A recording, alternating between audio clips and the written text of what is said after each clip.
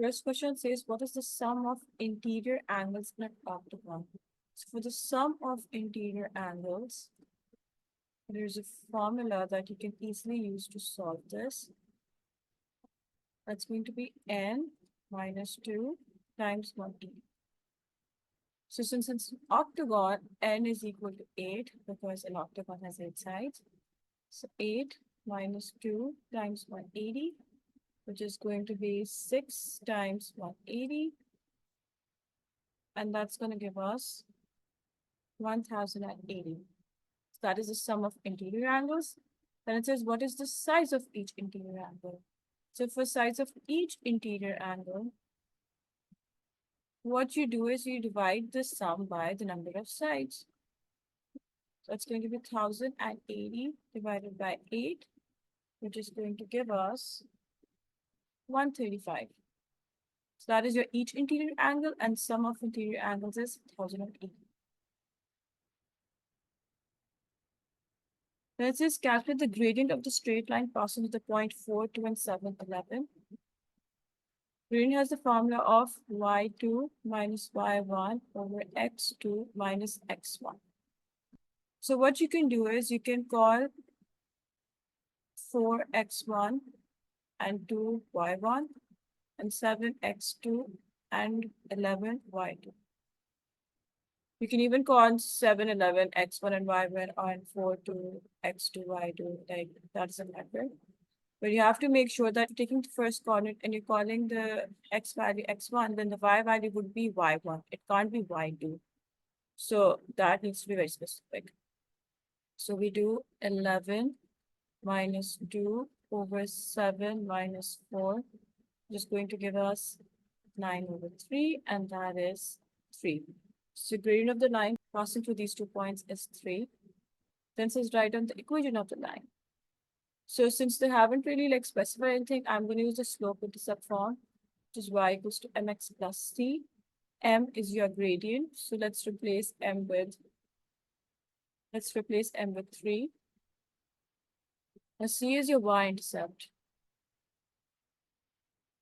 So since we don't have the y-intercept, what we can do is we can substitute either of these 2 points in this equation, calculate the value of c.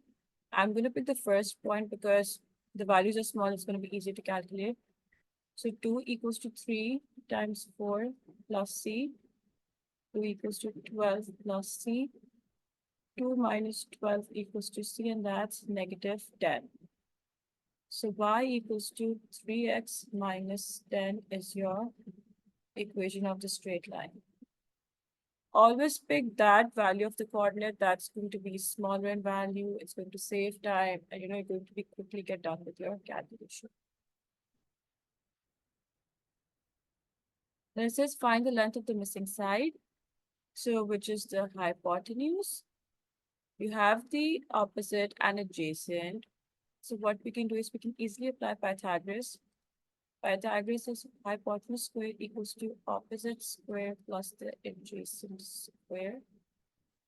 So that's going to be square root of 14 squared plus square root of 35 being squared.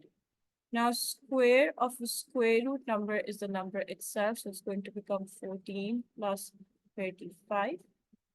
Add them up, which is going to give us 49. Now, to remove the square on hypotenuse, we square root both sides, and that gives us 7 centimeters as your value of hypotenuse.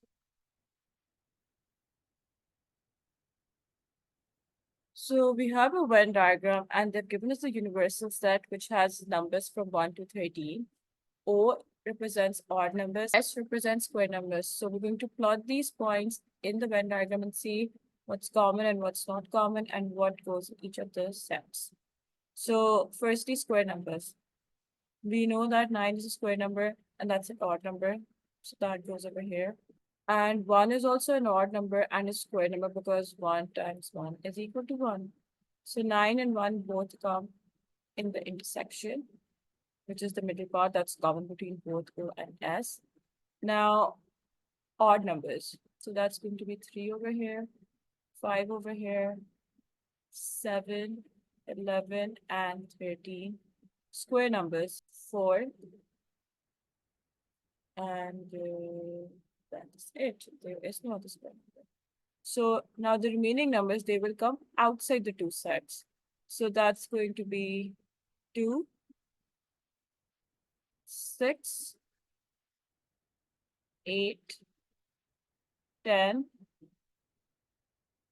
12. So this is your Venn diagram. Then it says write down the probability of O intersection S. O intersection S is given as 9 and 1. So there are two numbers. So O intersection S is going to be 2 over the total number of numbers, which are 13. So 2 over 13.